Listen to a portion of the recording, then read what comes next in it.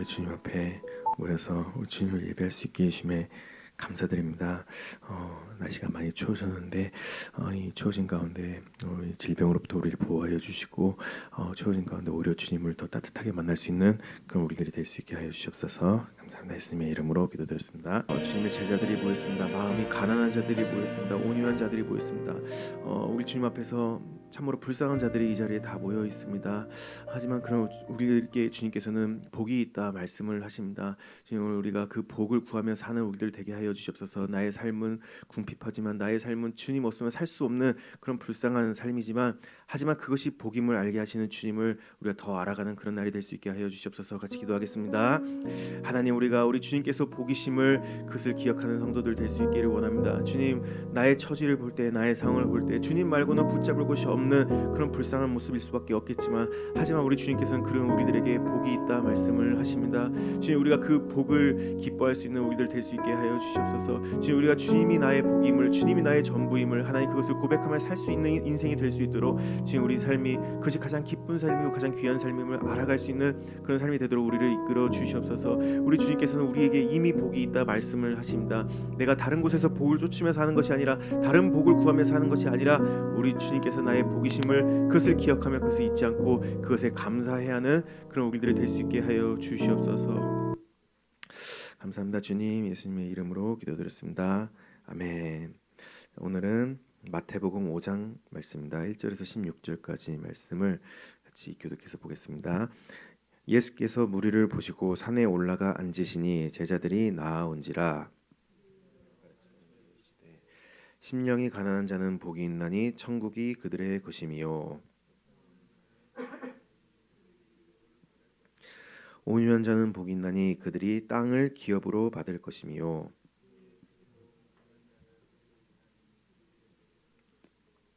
긍휼히 여기는 자는 복이 있나니 그들이 긍휼히 여김을 받을 것임이요.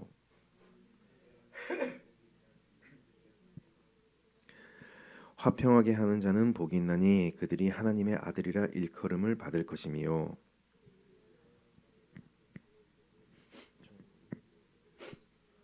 나로 말미암아 너희를 욕하고 박해하고 거짓으로 너희를 거슬러 모든 악한 말을 할 때에는 너희에게 복이 있나니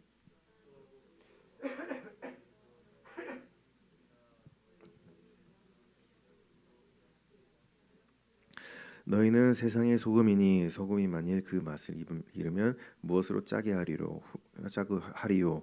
후에는 아무 쓸데 없어 다만 밖에 버려져 사람에게 밟힐 뿐이니라.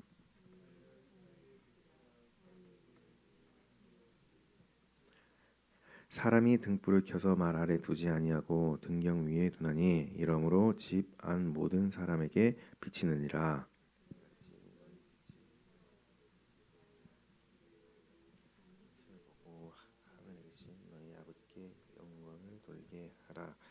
아멘. 오늘은 마태복음 5장 산상수 아주 유명한 말씀이죠. 오늘의 말씀은 다들 잘 아시는 그런 말씀인데 우리가 이 말씀을 볼 때 많은 분들이 어떤 조건문처럼 보는 경우가 굉장히 많습니다. 심령이 가난한 자는 복이 있다. 그래서 우리는 어떻게 하면 심령이 가난한 자가 될 수가 있을까? 내가 심령이 가난한 자가 될 때 복이 있구나. 자, 이런 조건문으로 우리가 접근을 하려는 경우들이 많이 있는데요. 그런데 우리가 이 실제 이 원어를 보면 우리나라가 좀 어법이 좀 이상하잖아요. 우리가 영어나 이런 거랑 비교를 해볼 때 뭐 영어로 I am a boy 하면은 나는 이다, 남자 이렇게 소년 이렇게 얘기를 하는데 우리나라는 나는 소년이다. 어법이 좀 다르잖아요. 근데 헬라어의 어법은 좀 그 영어랑 비슷하죠. 우리나라랑 다르죠. 그래서 우리가 우리식대로 해석을 하면 좀 이렇게 조건문처럼 해석이 되는데 실제로는 뉘앙스가 좀 다르다는 거예요. 이 맨 처음에 이 마카레오이라는 단어로 시작이 되는데 이 복이 있도다라는 단어거든요. 그래 한마디로 복이 있도다 심령이 가난한 자들이요. 왜냐하면 천국이 너희들의 것이기 때문이라 이렇게 말씀을 하셨다는 겁니다. 그게 그거인 것 같죠. 예. 어쨌든 그런 심령이 가난한 자부터 어떤 자들인지 좀 먼저 살펴보면 먼저 이 심령이 가난하다라는 말을 할 때 우리가 보통 이 가난하다라는 표현을 이 헬라어에서는 크게 두 가지로 사용을 합니다. 하나는 페니스라는 단어가 있고 또 하나는 포토코스라는 단어가 있는데 여기서는 이 포토코이라는 단어가 사용이 됐어요. 먼저 이 페니스라는 단어는 어떤 뜻이냐면 가난하긴 가난한데 상대적인 가난함을 말하는 거예요. 예를 들면 그 어제 제 친구가 저한테 전화가 왔었거든요. 어제 고등학교 때 저랑 되게 친했던 친구가 한 십몇 년 만에 전화가 왔어요. 저한테 연락이 와서 뭐잘 살고 있냐면 한 시간 동안 통화를 했는데 어디 살고 있는지 제가 어디 살고 있는지 몰랐나 봐요. 제가 울산에 살고 있다고 하니까 야 거기 울산 부자 동네 아니냐 막 저한테 물어보더라고요. 저는 참고로 대전 사람이라서 대전은 뭐 아시는지 모르겠는데 가난한 동네입니다. 별로 회사도 없고 그래서 사람들이 다들 가난하게 살고 있는 그런 동네인데 울산은 회사들도 많고 그러니까 다들 부자로 이렇게 살고죠. 실제로 부자들 많죠. 그래서 제가 그래 울산 부자 동네 많다 맞다. 그래서 내가 제일 가난하다. 회사에서도 제일 가난하고 교회에서도 제일 가난하다. 제가 이렇게 얘기를 했었는데요. 이런 걸 보면서 페니스라고 한다는 겁니다. 내가 상대적으로 볼 때 내가 처지가 참 가난하구나 이렇게 느끼는 걸 보면서 페니스라고 한다는 거예요. 그런데 아무리 가난하다고 하더라도 못 먹고 살 정도는 아니죠. 어제도 고기 먹었습니다. 예, 우리가 이 페니스라는 단어가 바로 그런 단어라는 거예요. 내가 가난하긴 가난하지만 뭐 상대적인 가난함. 그런데 여기서 말하는 푸토코스라는 단어는 여기서 쓰인 푸토코스라는 단어는 그런 상대적인 가난함이 아니라 파산 상태를 말하는 거예요. 파산 상태. 완전히 파탄난 상태. 누군가가 나를 도와주지 않으면 도무지 살 수가 없는 그런 상태를 보면서 이 푸토코스, 푸토코이 이렇게 말을 합니다. 한마디로 이 심령이 가난한 자라는 말은 심령이 파탄난 자라는 말을 하고 있는 거예요. 그런데 그들에게 복이 있다. 지금 그렇게 말씀을 하고 계시는 거죠. 그리고 애통하는 자도 복이 있다라고 말씀하시는데요. 애통하는 자, 우리가 뭐 예를 들면 내 자식이 아파서 죽어가고 있는 그런 그걸 바라보고 있는 그 부모의 심정을 한번 잘 생각을 해보세요. 애통하죠. 내가 할 수 있는 게 아무것도 없고 하나님한테 매달리는 거 말고는 할 수 있는 게 아무것도 없습니다. 제발 좀 살려달라고 하나님한테 그렇게 도움을 구하는 거 말고는 아무것도 할 수가 없는 그런 상태. 그런 상태를 보면서 애통하다라고 이렇게 하는데 그런 자들에게 복이 있다 또 이렇게 말씀을 하시는 거죠. 그리고 온유한 자는 복이 있다라고 말을 하는데요. 온유한 자는 어떤 자들일까요? 온유한 자를 보면서 뭐 그냥 잘 참는 사람, 뭐 이렇게 생각을 많이 하겠지만, 우리가 온유한 자를 떠올려 볼 때 가장 먼저 생각을 해볼 수 있는 사람이 바로 모세라는 인물일 겁니다. 왜냐하면 모세는 이 땅에서 가장 온유한 자라고 성경에서 말을 하고 있거든요. 뭐 물론 자기가 그렇게 썼죠. 모세 오경에 보면 모세는 이 땅에서 가장 온유한 자라 이렇게 썼죠. 하지만 하나님께서 그렇게 말씀을 하셨기 때문에 그렇게 썼던 거였습니다. 그럼 모세의 특징이 뭐가 있느냐를 보면 모세는 항상 하나님 앞에 엎드리는 자였다는 거예요. 그런데 그가 왜 하나님한테 그렇게 엎드렸는가? 자기가 할 수 있는 게 아무것도 없었기 때문에 그런 거 있습니다. 이 광야에서 이 백성들이 와가지고 반란을 일으킵니다. 모세를 끌어내리려고 하고 모세를 죽이려고 하고 하나님을 원망하고 이런 모습들을 볼 때 모세가 뭘 할 수가 있었을까요? 그 80 넘은 노인이 뭘 할 수가 있었을까요? 지금 이렇게 하다가 그냥 내가 그냥 죽고 끝나는 거면 뭐 그냥 그렇다지만 지금 이 광야에 나온 이 모든 백성들 지금 하나님 앞에 이렇게 원망하다가 이들은 결국 죽임을 당할 건데 결국 저주를 받을 건데 근데 자기가 그 상황에 살 수 있는 게 아무것도 없어요. 그래서 그는 하나님 앞에 엎드리는 것 말고는 그저 할 수 있는 게 아무것도 없었죠. 그래서 그는 계속 하나님 앞에 엎드리더라라고만 나오고 있습니다. 자, 이런 걸 보면서 온유한 자다 우리가 그렇게 생각을 해볼 수가 있다는 거예요. 그리고 또 의에 줄이고 목마른 자는 복이 있다 또 말씀을 하시는데요. 여기서 이 줄이다라는 말은 페이노테스라는 단어가 사용이 되는데요. 이 줄이다라는 말이 그냥 내가 어제 하루 동안 굶었더니 너무 배고프다 이게 아니라 아사 직전의 상태를 말하는 겁니다. 내가 아무것도 더 이상 먹을 것도 없고 먹을 수도 없고 그래서 그냥 나 이제 이러다 죽는구나 이 상태를 보면서 여기서 말하는 줄이다 페이노테스라는 단어를 사용을 했다는 거예요. 그리고 뒤에 목마른이라는 단어도 이 디손테스라는 단어가 사용이 되는데요. 이것도 내가 막 열심히 운동을 하고 물도 못 마시고 운동을 했더니 너무 목마르다 갈증난다 이게 아니라 마치 사막에서 내가 더 이상 마실 물이 없을 때 나 이제 이러다 죽는구나 이런 걸 보면서 딥손테스 목마르다 이렇게 말을 한다는 겁니다. 한마디로 이 사막에서 완전히 말라 죽어가고 있는 그런 모습을 연상을 해보시면 여러분들이 이 단어의 뜻을 좀 잘 이해를 할 수 있을 것 같은데요. 그럼 왜 그렇게 목마르냐? 자, 의에 줄이고 목마른. 자, 의 때문이라는 거죠. 의 때문. 하나님이 지금 나와 함께 하시는 것 같지도 않고 하나님이 지금 역사하시는 것 같지도 않고 하나님 대체 어디 계시는가. 자, 우리가 그럴 때가 있습니다. 의에 줄이고 목마를 때죠. 하나님이 정말 간절히 필요한 그때, 하나님 말고는 내가 더 이상 살 소망이 없을 때, 이런 상태를 보면서 의에 줄이고 목마르다, 이렇게 표현을 한다는 겁니다. 그럼 우리가 지금까지 살펴보니 3절에서 6절까지 나온 어떤 자들이 복 있나에 대해서 하신 말씀들을 보면, 먼저 심령이 가난한 자, 애통하는 자, 온유한 자, 의에 줄이고 목마른 자 말씀을 하셨는데요. 이들에게는 공통적인 한 가지 특징이 있죠. 그것은 불쌍하다라는 겁니다. 불쌍한 자들이다라는 거예요. 그럼 왜 그들에게 복이 있는가? 우리가 볼 때 이런 불쌍한 자들은 복이 없죠. 그런데 예수님께서는 그런 불쌍한 자들에게 복이 있다 말씀을 하셨다는 겁니다. 왜냐하면 하나님께서는 그런 불쌍한 자들의 편이기 때문에 그러는 거죠. 우리가 예전에 그 목사님께서 어떤 자가 복을 받는가, 다윗의 어떤 예를 통해서 목사님이 들려주셨던 이야기가 있었는데요. 다윗은 자신이 왕임에도 하나님 앞에 내가 더 할 수 없는 그런 모습을 보면서 안타까워하고 그것을 괴로워했었죠. 그 모습을 보면서 갸륵한 모습이다라고 말씀을 해주셨었는데요. 그게 다윗이 복을 받은 이유다라고 예전에 우리가 들었었습니다. 왜냐하면 불쌍하기 때문에 그러는 거죠. 하나님은 불쌍한 자들을 가만두시지 않기 때문에 그러는 겁니다. 항상 그들을 바라보고 계시기 때문에 그렇다는 겁니다. 우리가 고대 사회를 볼 때, 고대 사회는 생존 사회죠. 생존 사회에 불쌍한 사람들을 챙길 여력이 다들 없어요.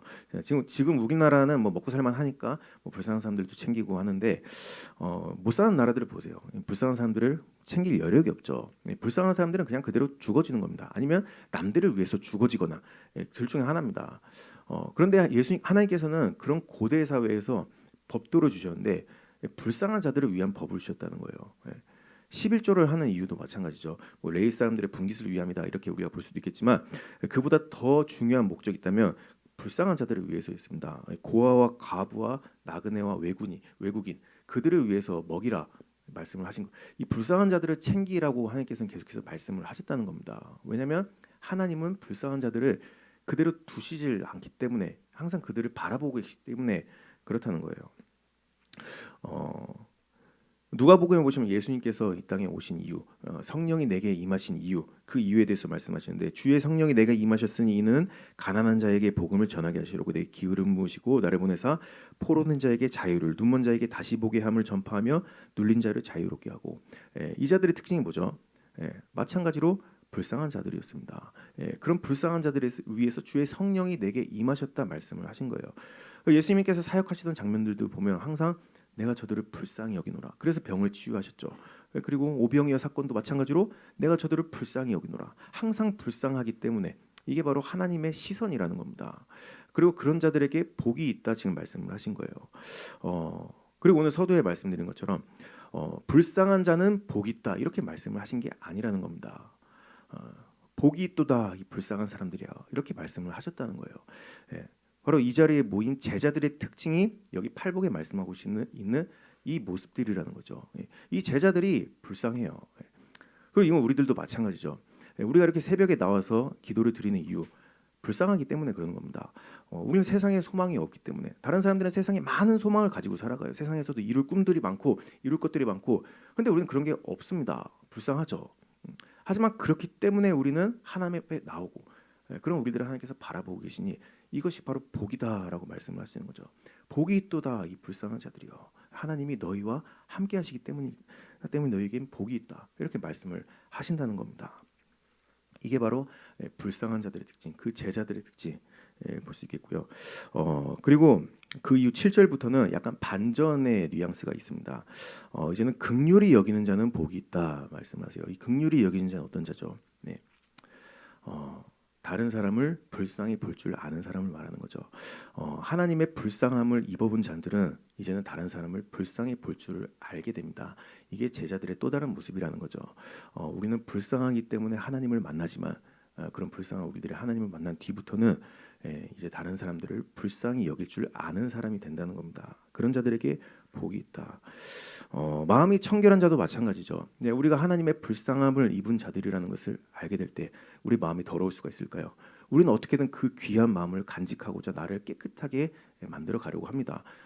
내가 뭐 하나님을 만나고 오늘 하나님을 만나고 나와서 막 갑자기 막 죄를 짓고 다니러 그런 사람은 없잖아요. 어떻게든 그 마음을 그 깨끗해진 마음을 지키기 위해서 많이 노력을 하죠. 마음이 청결한 자는 복이 있다. 화평케 하는 자도 마찬가지입니다. 왜 화평케 하죠? 화평케 한다는 말은 결국은 내가 죽어진다는 말인 겁니다.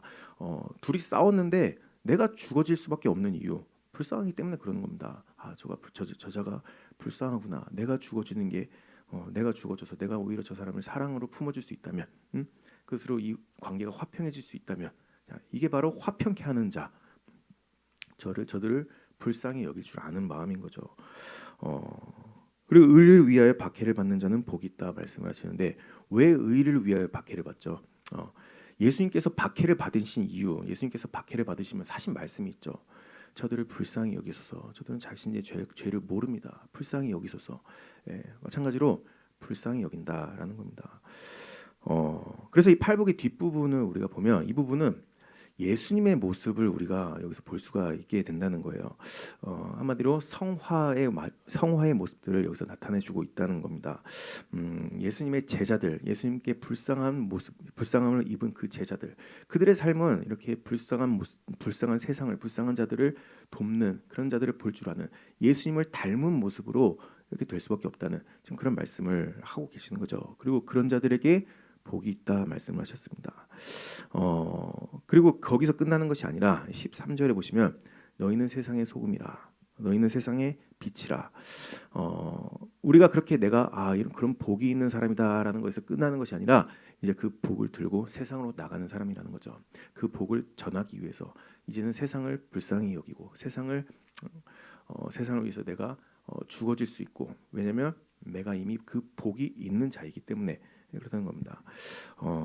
우리가 점점 세상의 소금이 되어간다 이렇게 말씀을 하신 게 아니죠. 너희는 세상에 이미 소금이라 이미 빛이라 말씀을 하셨다는 겁니다. 여기 있는 제자들에게 이런 뉘앙스로 말씀을 하셨다는 거예요. 너희들은 이제 내 제자니까 앞으로 좀 심령이 가난한 자가 돼야 되고 앞으로 온유한 자가 돼야 되고 그래서 앞으로 소금이 돼야 되고 앞으로 빛이 돼야 되고 이렇게 말씀을 하신 게 아니라 이미 그 제자들에게 너희는 불쌍한 자들이라 그런 너희들에게 복이 있다. 그리고 그런 너희들은 이미 세상의 소금이라 이미 세상의 빛이라 그래서 그 세상의 소금과 빛과 같은 모습으로 살아가라 이렇게 말씀을 하셨다는 거예요. 그리고 그렇게 우리가 살아갈 때에 그것으로 하나님께서 영광을 받으신다 말씀을 하고 계시다는 겁니다. 오늘 우리가 말씀을 묵상을 하면서 나는 어떻게 하면 복을 받을 수 있을까를 생각을 해보기보다 나는 이미 복을 받았구나라는 것을 우리가 다시 한번 생각을 해볼 수 있는 그런 날이 될 수 있으면 좋겠습니다. 내가 어떤 자인가? 나는 이미 복을 받은 자구나. 사실 여기 말하고 있는 이 불쌍한 사람들의 모습이 나였구나. 하지만 하나님께서는 그런 나에게 복이 있다 말씀을 하시는구나. 우리가 그 말씀을 묵상을 하면서 한 5분 정도 뒤에 같이 기도하는 시간 갖도록 하겠습니다. 하나님께서 제자들에게 이런 말씀들을 주셨던 이유는 저는 아마도 이런 이유가 아니었지 않을까 싶어요. 나를 돌아보라. 너가 원래 어떤 자인지를 돌아보라. 우리는 많은 경우에 내가 불쌍한 자라는 것을 잊고 살아갑니다. 교회에서 열심히 하나님 주를 위해서 봉사하고 또 열심히 기도 생활하고 열심히 신앙생활을 하면서 우리는 내가 어느 순간 불쌍한 자라는 것을 잊어버리고 살 때가 많이 있습니다. 하지만 예수님께서 말씀하시는 거죠. 너는 불쌍한 사람이다. 너는 원래 불쌍한 사람이고 지금도 불쌍하고 늘 불쌍하고 하지만 그렇기 때문에 복이 있는 거다라는 것을 말씀을 해주시고 계신 것 같습니다. 오늘 우리가 내가 어떤 자인지를 다시 한번 기억할 수 있는 그런 날이 될 수 있으면 좋겠습니다. 이 시간 같이 기도하는 것은 하나님 내가 불쌍한 자입니다. 하나님 내가 심령이 가난한 자이고 내가 우리 주님 없으면 아무것도 할 수 없는 자가 바로 납니다. 내가 뭔가 할 수 있는 줄 알고 살고는 있었지만 돌이켜보니 나는 아무것도 할 수가 없습니다. 내가 여기 나온 이유, 내가 신앙생활을 하는 이유, 그 모든 이유는 지금 내가 불쌍하기 때문입니다.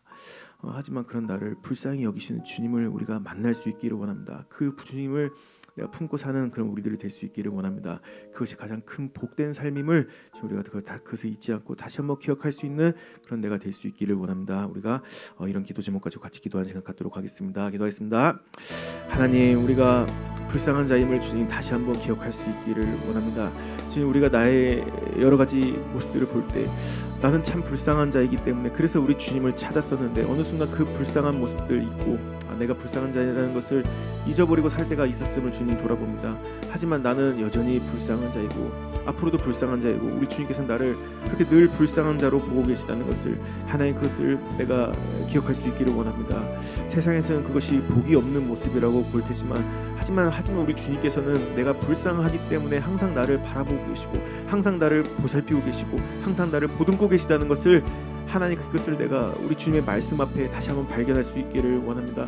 주님, 내가 불쌍하기 때문에 우리 주님의 자녀로 살 수가 있습니다. 내가 불쌍하기 때문에 주님의 복을 구하며 살 수가 있습니다. 그것이 사실은 가장 큰 복임을 하나님 그것을 우리가 우리 삶 가운데 깨달아 아는 그런 우리들이 될 수 있게 하여 주시옵소서. 하나님 또한 우리가 주님께 그 복을 받은 자들로서 이 세상을 살아나갈 수 있게 하여 주시옵소서. 주님께 그 받은 그 복을 그냥 내 것으로만 여기는 것이 아니라 이제는 그 복을 들고 세상으로 나갈 수 있도록 이제 그 복을 들고 이제는 세상을 불쌍하게 볼 줄 아는 자로 살아갈 수 있도록 주님 나를 만들어 주시옵소서. 나를 그렇게 도와주시옵소서. 주님, 우리가 우리 주님께 긍휼함을 입은 자라는 것을 잊지 않고 내가 남들을 긍휼히 여길 수 있도록 내가 남들을 불쌍히 여길 수 있도록 그들에게 우리 주님의 영광이 전해질 수 있도록 영광이 드러날 수 있도록 나를 통해서 드러나는 그것을 기뻐할 수 있는 그런 우리들이 될 수 있도록 하나님 우리 삶 가운데 우리 주님께 복받은 제자로서의 삶이 쭉 이어져 갈 수 있도록 우리를 인도하여 주시옵소서.